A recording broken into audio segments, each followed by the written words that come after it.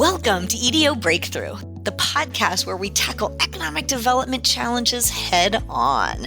From small towns to bustling cities, every place has its own hurdles to overcome. The EDO Breakthrough podcast creates an environment of collaboration, innovation, and understanding where we can share our real-life challenges and brainstorm solutions. I'm your host, Sandy Dubé, a certified economic developer and founder of PPR Strategies. Each week, we'll be welcoming a different, brilliant, place-based mind to talk through real-life economic development challenges that have been shared with us by you, our gracious listeners. Today, we are joined on EDO Breakthrough podcast with Maria Satira. Maria is the Director of Marketing and Communications for the Greeneville Eastern North Carolina Alliance. Welcome, Maria. Hey, Sandy. Thanks so much for having me. Really excited to be here. I love it. So we're just gonna dive in today because that's Let's how we go. roll. Okay. So as you know, we get some questions from the audience and trying to kind of find out who we are. But before we do that, I'd love to paint a picture for our listeners about you and your background.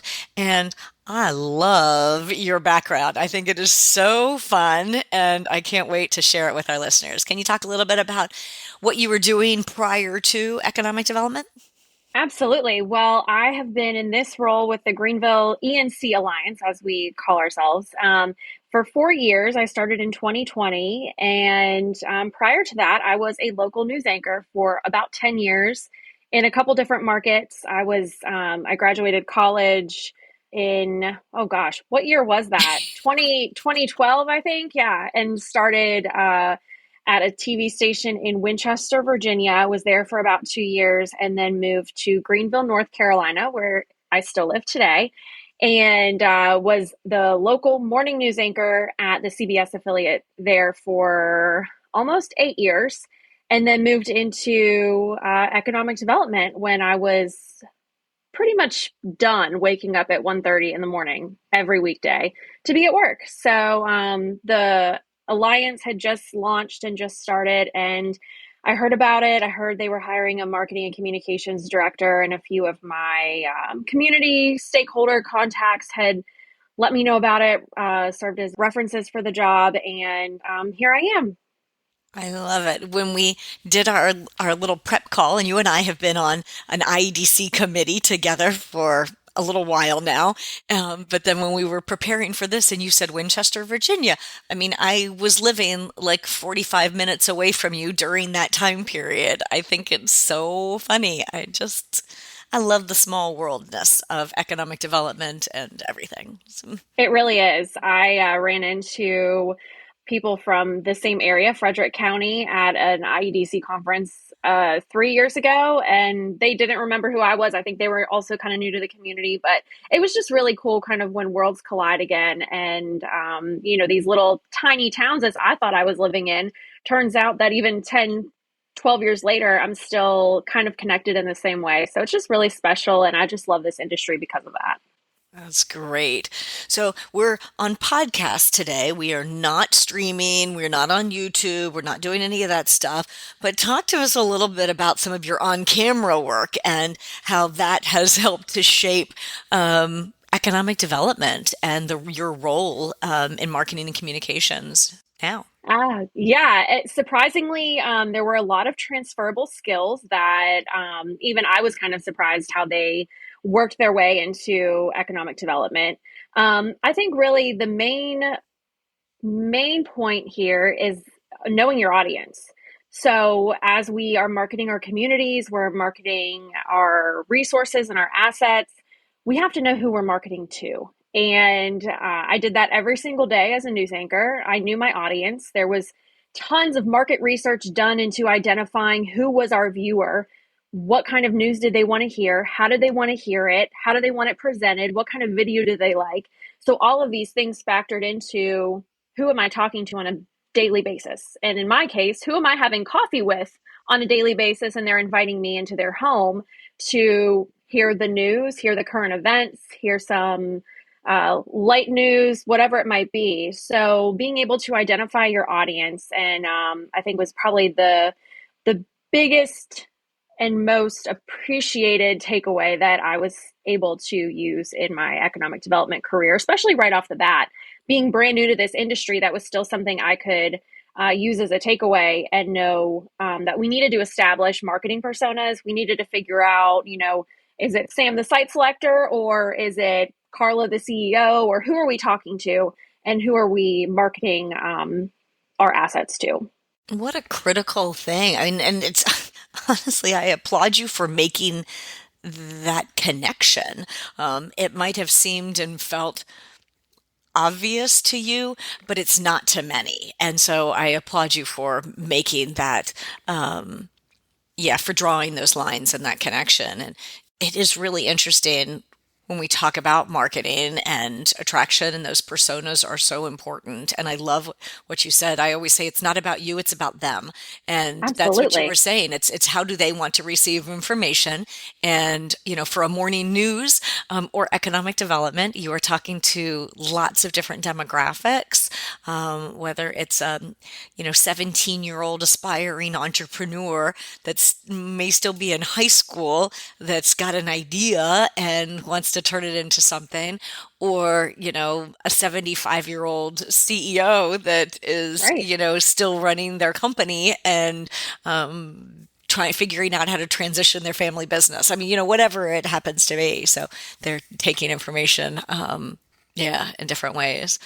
And they want it in different ways, right? Yeah. Like it's not just a let me mail you a packet of information, but maybe that is what they want. So for us, we have to have printed materials, we have to have digital materials. We're looking at some video materials in all different formats and ways of getting them to the correct audience. So we hit our site selection contacts so many different ways.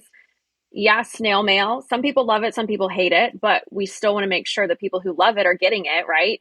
And then the e-newsletters, the direct outreach, the in-person relationships, all of that, we have to make sure that, we keep track of who likes what and how are we delivering that.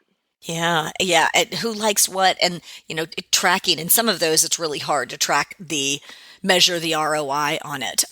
But in certainly making sure that you're thinking about that factor and the role that it plays. I received some mail yesterday. It was a handwritten envelope. It was, oh my gosh, a quarter of an inch thick. Literally, there was a pack of paper in there. I had no idea, but it was the first thing I opened. Heck, I opened that before I opened something that I knew was a check. Right? So I was so curious, but then it stopped. The personalization stopped at the handwritten envelope. And I wish that they had maybe taken it one step further and written a little sticky note on it and put it, on there. It, signed it as a human, attached their business Right. card, like something that maybe would have prompted me to respond and react to it. Instead, I was really excited and then wah wah wah like that. It Major was it. letdown. Like Yep. it fell flat. There was no money in it. There, confetti didn't fall from it, thank goodness, because I do hate it when stuff falls out of envelopes. But there wasn't that. They didn't continue. So that continuity of expectations is important too. Absolutely.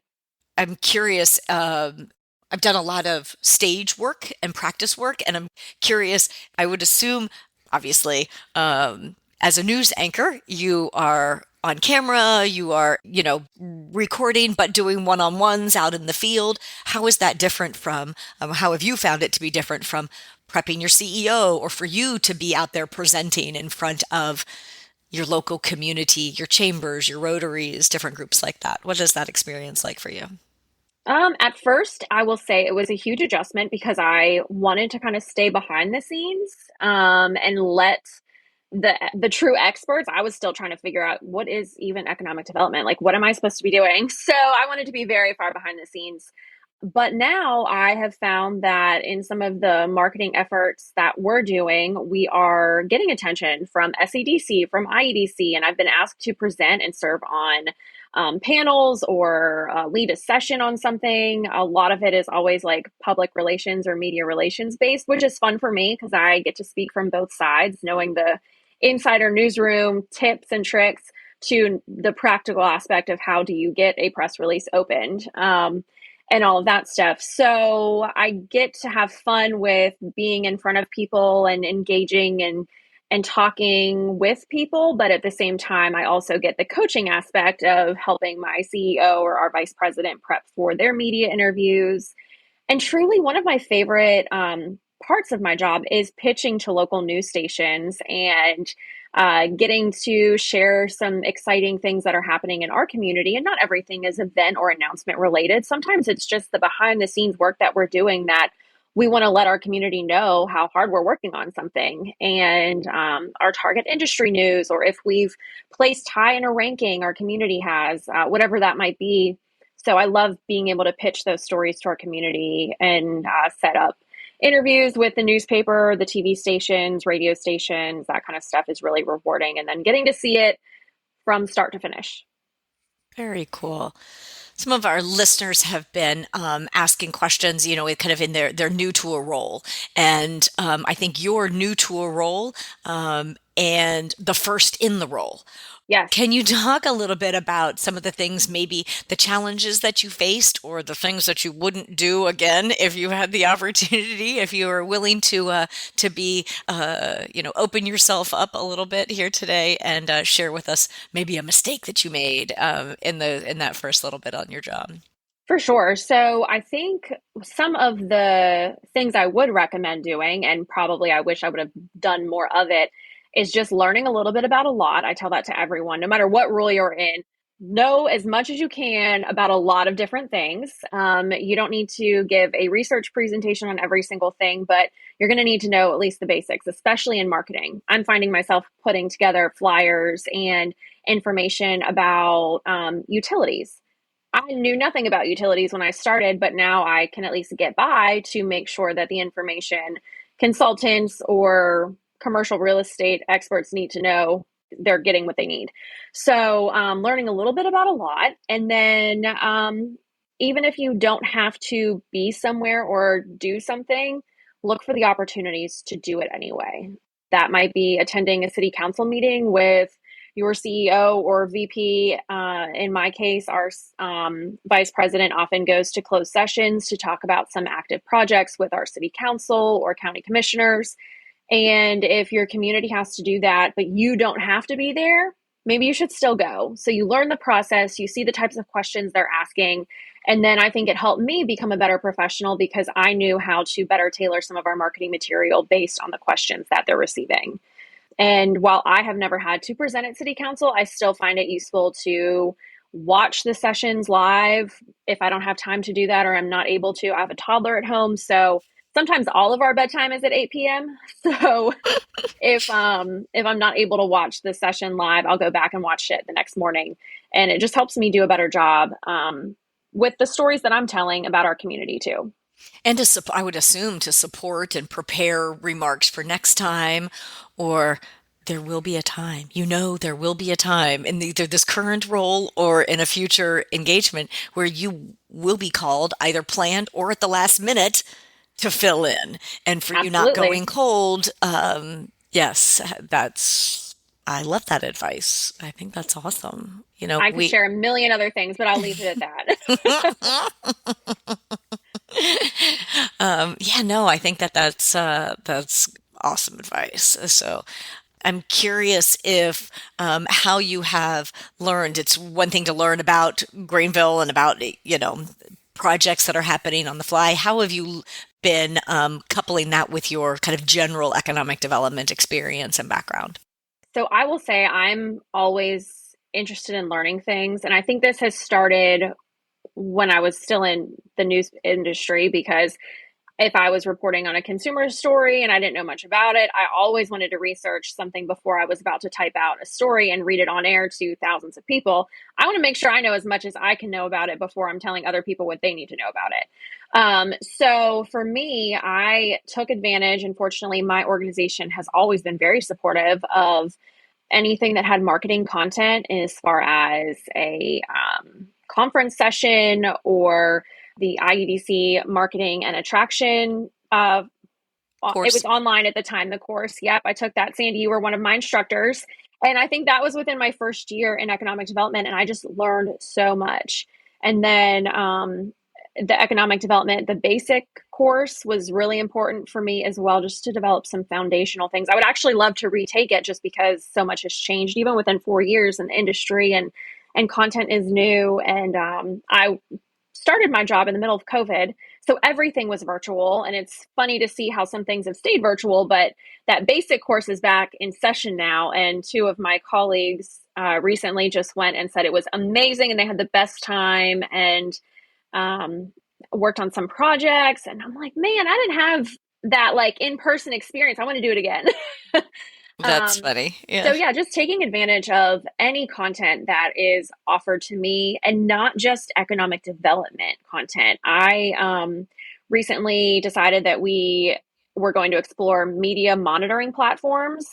So I won't say which one we hired or anything like that, but there's plenty of them that offer constant training, whether it's monthly or weekly webinars. So I'll attend those regularly just because I want to make sure that my knowledge of public relations is still relevant and still current. Yeah, I was in a newsroom myself. I know how local news works, but if I can learn something different or something else that has changed in the past few years, I want to know it.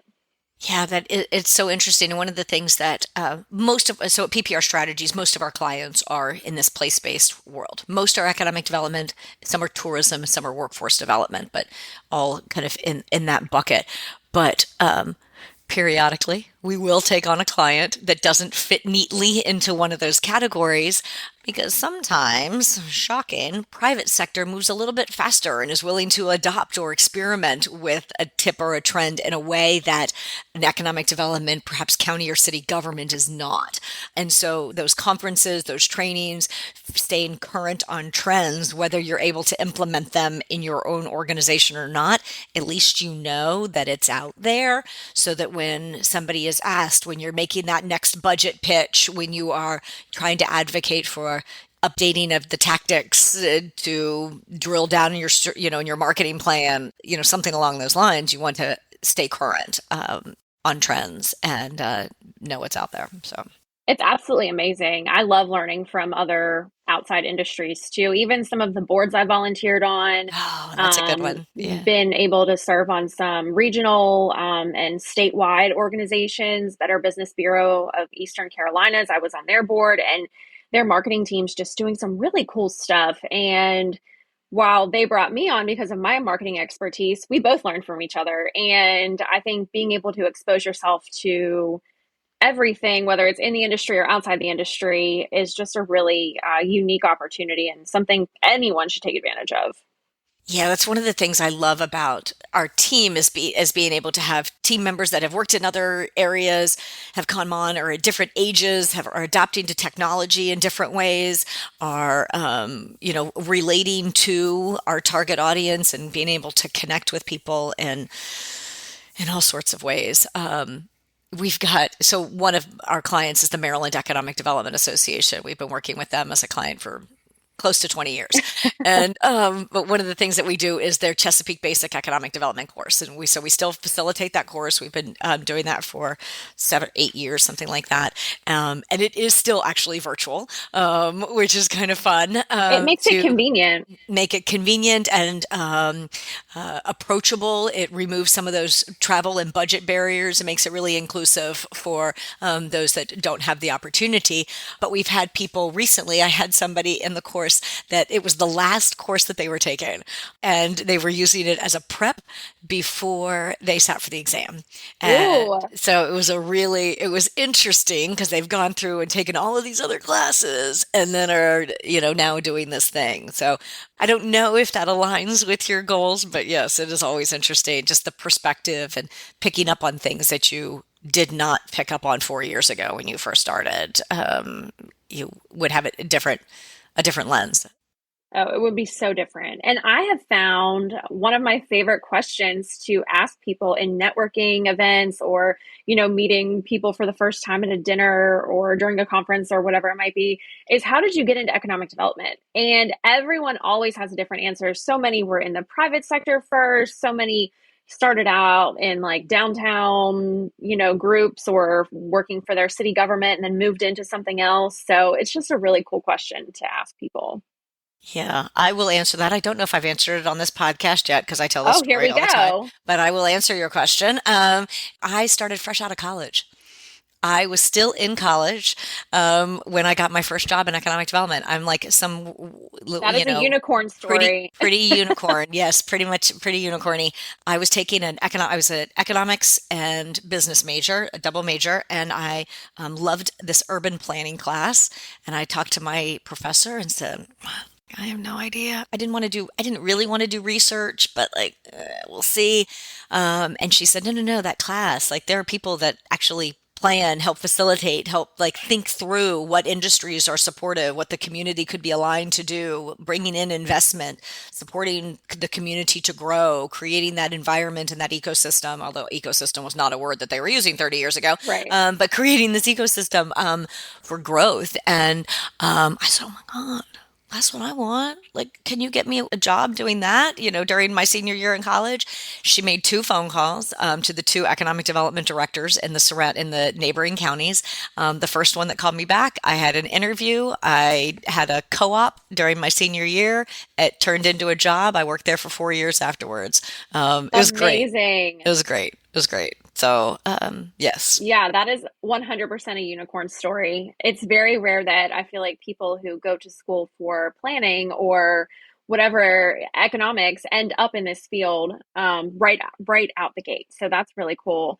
When I first took my job, my husband, I think he was more excited than I was, to be honest, because he has a master's in urban planning and a PhD in coastal planning. And is a real estate agent and owns rental properties. So literally not doing anything with that. And so it was You so were funny living out that his dream. kind of, yeah, he was like, wow, this is really cool. And he's, super interested. He's attended an SEDC conference with me before because he was just so interested in like some of the content. And I'm like, yeah, I guess she can tag along. But now we have a toddler, so he has to stay home with her. Oh, that's so good.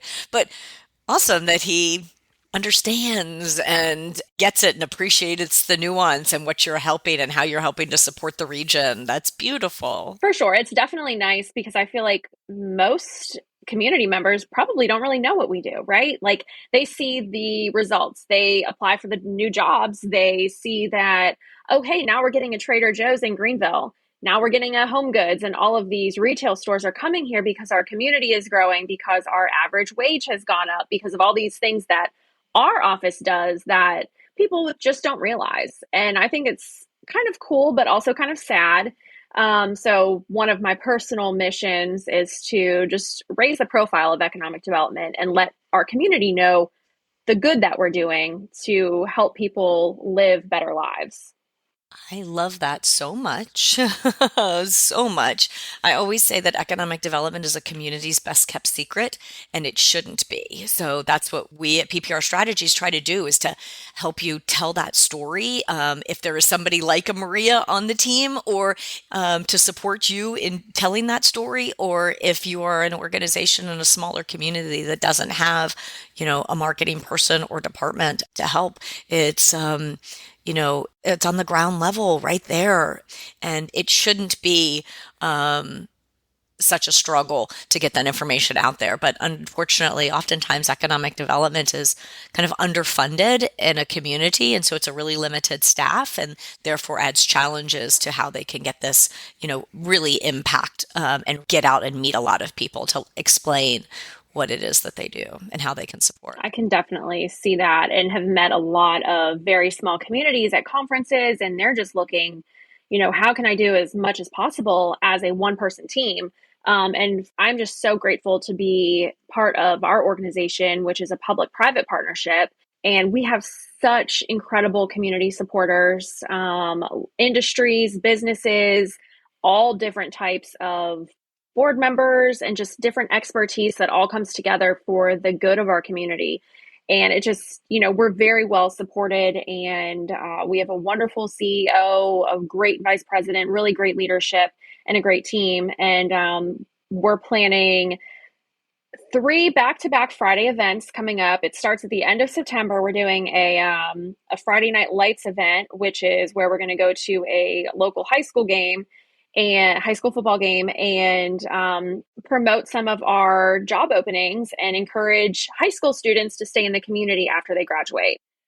So we have lots of information, just some like games that we're going to play, and just really presence and awareness, number one.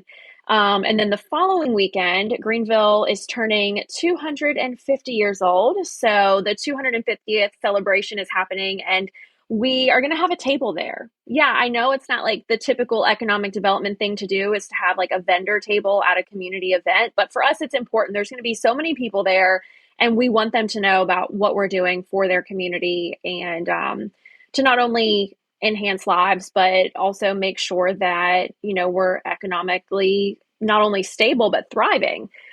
So we want to have that presence there. And our whole team is participating in all of these things, which makes me very happy as a marketing professional that it just doesn't fall on marketing. We have a team of 8, and everyone is serving on at least 2 of these events. And then the following Friday, the last one that wraps up our 3-week long out and about show, is another football game that will be a very big rivalry game in our county. So, and then we'll do the same thing there.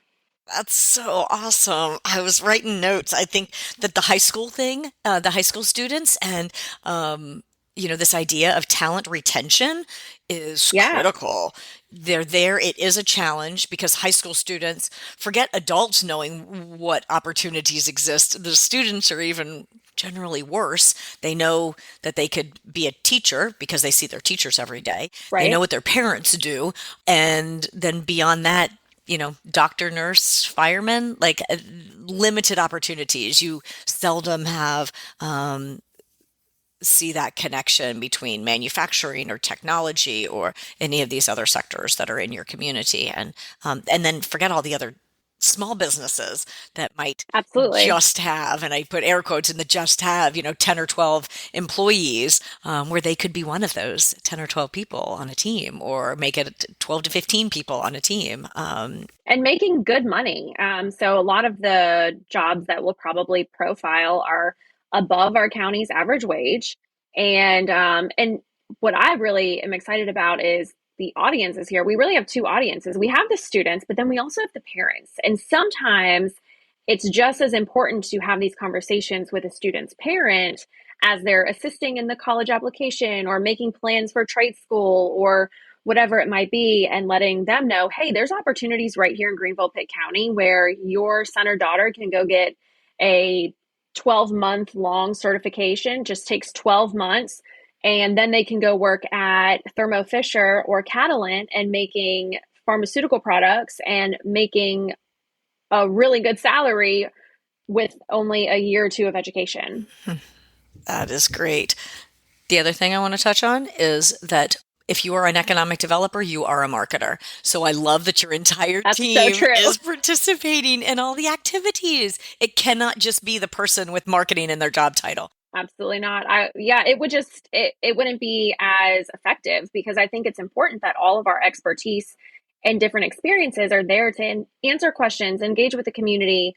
And then I also think it's important that every person on a team, no matter how big or small, knows your messaging and knows how we're marketing our own organization. And so there will be talking points, there will be facts, there will be data sets that they can easily reference on a card in front of them. I'm only asking for an hour or two of their time, and hopefully it'll be a fun way to engage with the community. And if you don't have the staff, for those listeners who, are a one-person office, looking at your board and other volunteers as an For sure. extension is really important. We did we have a free resource that I was just pulling up when you were talking. I will drop it in the show note, a link in the show notes, but it's 5 tips on how to get additional communications support when you're down a staff person. And it was a document that we created just in the last year because we were seeing a lot of turnover and people having challenges in filling or maintaining their staffing at their staffing level. So what can you do? Everything from kind of internship approaches to engaging boards. And so we've got some specific, very tactical examples on how you can do that. So I will drop that That's a in the great, thing. I'm going to download that too. That's a great resource. Even though I have a marketing and investor relations coordinator who works with me, and it's great, but sometimes I'm like, man, I wish I could have a third person in marketing, because some weeks and some months we just need it. So I'm going to take a look at that resource and see where maybe we can fill some gaps. Awesome. A question that we get asked a lot is, how do you establish your goals? Particularly, I'm kind of getting back to that new position, and assure that they align with your organization's strategic plan. So, how are you, in your marketing role, linking back to your organization's strategic plan? Again, this is assuming that you have an organizational strategic plan, but can you talk about that a little bit? Yes, and it's kind of an interesting story. So I'm going to start back in 2020, in September of 2020, when I was first hired. We had a 6-page booklet that essentially our investors were sold on. So there were all, and we were a brand new organization. Our first staff member came on board in July of 2020, and then I was the last hire in September. So between there were about 5 people on staff hired, really all within the same time. And we were standing up this organization. And then we didn't really have a strategic plan. We just had this document that our investors and our board put together over the course of a year and said, these are our goals for the organization. This is what we'd like to see. And some of it was great, of course, like jobs numbers, investment numbers, some other goals as far as, we need to promote our community better and those. But then there were other things in there that we just didn't have the resources to do. Small business development, there was some retail, and we just weren't ready to do that yet. So eventually, within the first 2 years, we had some leadership changes, and then our current CEO came on board in September of 2022. And his first thing, I think probably before he even started, he started working on a strategic plan and how we could get that done. So brought in a consultant. I actually went on maternity leave in November of 2022. My first day back in February of 23 was for one of these strategic plan sessions. And I was like, whoa, what did I just miss over these 3 months? This is crazy. What's going on? But it was so great to be part of these conversations of community stakeholders coming together and saying, okay, this is what's working, this is what isn't, and this is where we need to be in the next 5 years. So this beautiful strategic plan came together, and one of the 5 primary goals is marketing and promotion. So within that, I worked with the consultant and my CEO and came up with our goals within marketing of how we can promote our community in any and every way possible, and started a a formal marketing plan, brought in additional consultants to assist with that. Now we have our own marketing plan that is really outlining the next 3 years. And I'm just really proud of all the work that was done to put into that. And now our goals, we have measurables, and we know what we need to hit and what's working and what's not, and how we can adjust in the future. And one thing that we didn't really identify initially until we put together our marketing plan was the importance of talent marketing, talent attraction and retention. and how it really organically happened because our investors and our industries, it's important to them. They were expressing, hey, we need to retain our talent. We need some assistance with recruiting people to live here. How can we market Greenville as the incredible place that it is, but also break some of the stereotypes? No, we're not Greenville, South Carolina, but we're Greenville, North Carolina, which is the first Greenville, by the way. Greenville, North Carolina was first. And it's a great place to live. It's low cost of living. We have East Carolina University here. So much is happening: arts, culture, entertainment. But it's unfortunately another best kept secret that we don't want it to be a secret. So figuring out ways that we can get in front of people who don't live here. And we're working on that now. Cool. That's great. Yes, I didn't realize that, yes, all of that was happening at that time. And I love to hear about the stakeholder engagement. I'm actually facilitating a board meeting this evening for an economic development organization that is working on a project. And those activities are critical. And Absolutely. I love it, of course, when they see the importance for bringing in an outside consultant to take a look at it, and so that all parties can be involved and participate, and it's getting a different perspective.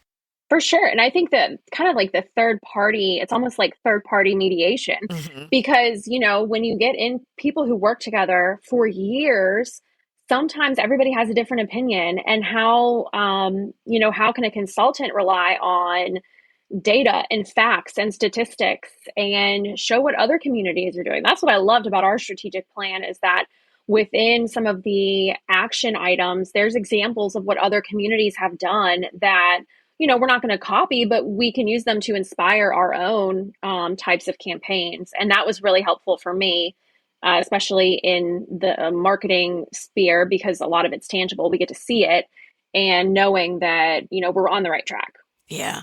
I mean, you could try to copy something from another community, but you're never going to be able to implement it in the No, same way. So exactly. it's still going to be the way it's received. You still need to tailor it in order to be effective in your community. So it's interesting. One of the things you touched on earlier was this idea of educating locals about economic development and what you're doing. And I would be curious to hear what strategies you have in place. It's something that many of our client communities have in the forefront, but unfortunately, it's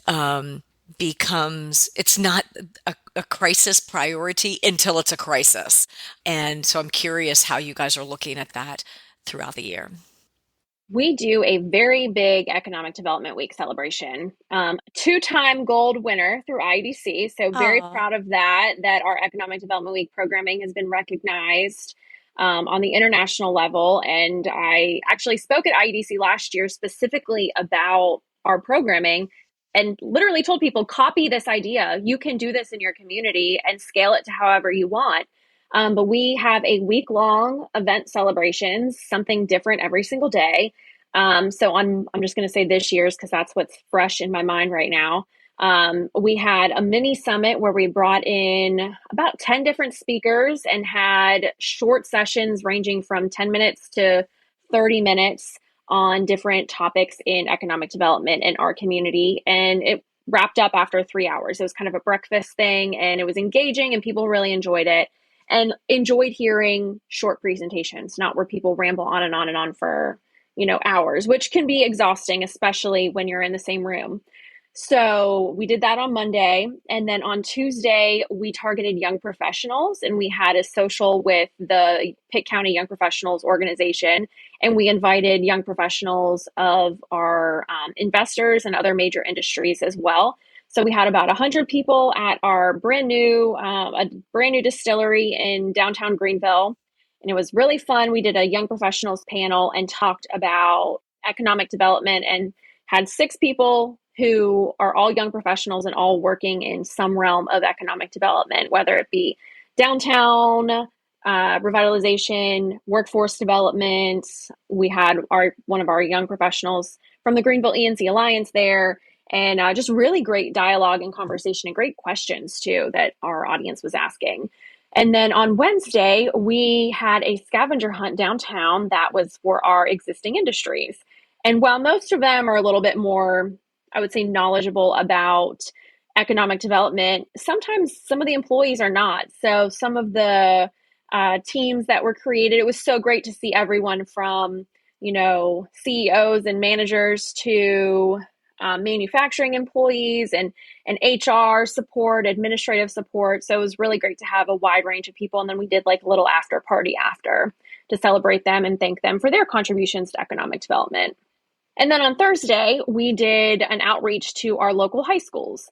We had 2 volunteers, which we leaned on our board for help with this because we have 8 high schools in our community. And we needed 16 people to spread out throughout Pitt County. And we went during lunchtime and shared some information about opportunities for high school students during and after graduation to from part-time jobs to educational pathways they can take, and just letting them know what's in our community. So it was really effective, and we had some great feedback from that event. And then Friday was an HR manager breakfast and kind of like a speed dating event where resources and companies were able to like match and just kind of go around the room and learn about the different free resources that are available to them. That's awesome and exhausting. And It's a really big week, but we have found we wouldn't do it if we didn't find there was ROI with it. Mhm. Our community has enjoyed learning more about what we do. We have a huge media outreach push that week and have been featured on every television station, radio shows, and just really targeting as many people as we can.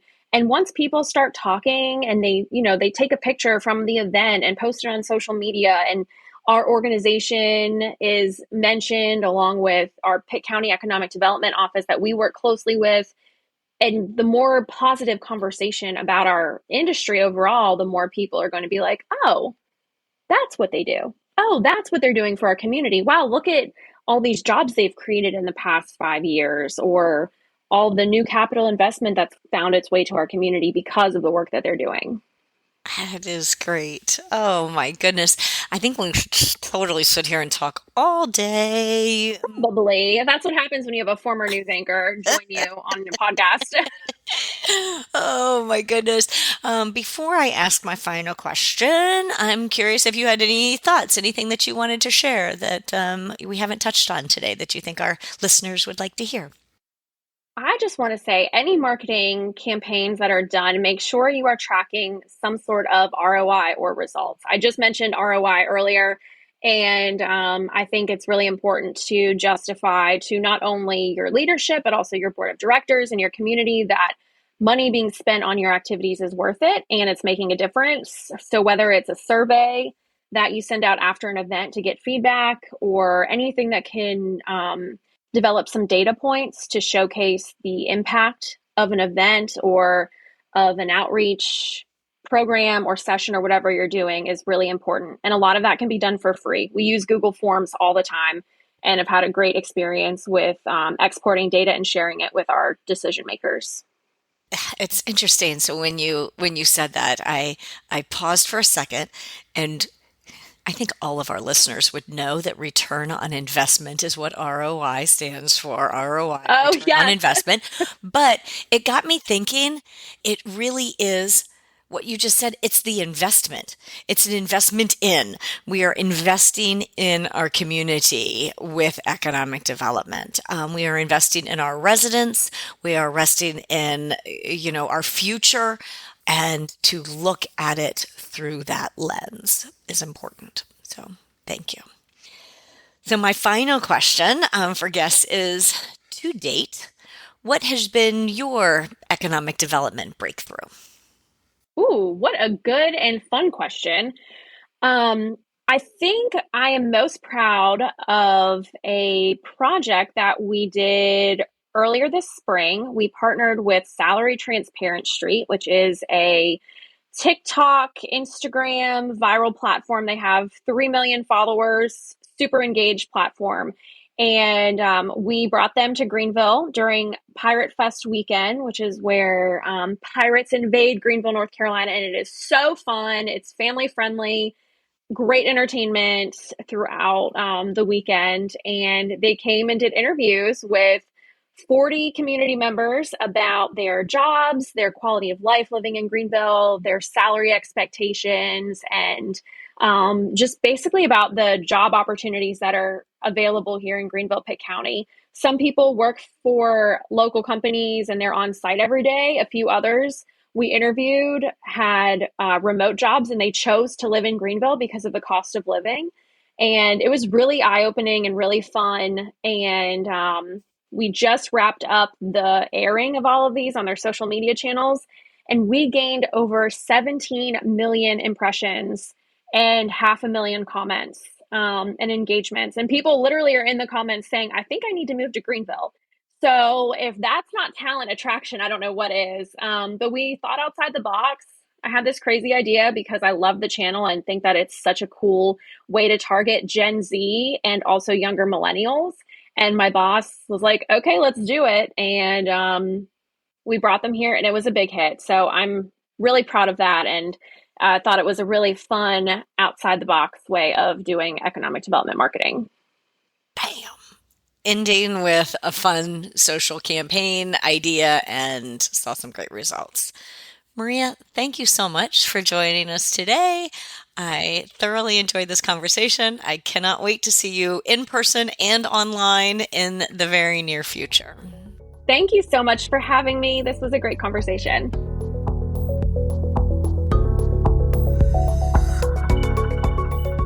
The EDO Breakthrough podcast is brought to you by PPR Strategies. PPR Strategies, standing for People and Places Reimagined, is a strategic consulting firm working specifically with EDOs and other place-based organizations. We share the unique stories of communities through communication, strategic planning, marketing, media relations, and more. Visit us at pprstrategies.com and find our contact information in the show notes. I'd like to give a big thank you to you for listening. Remember, together we are unstoppable.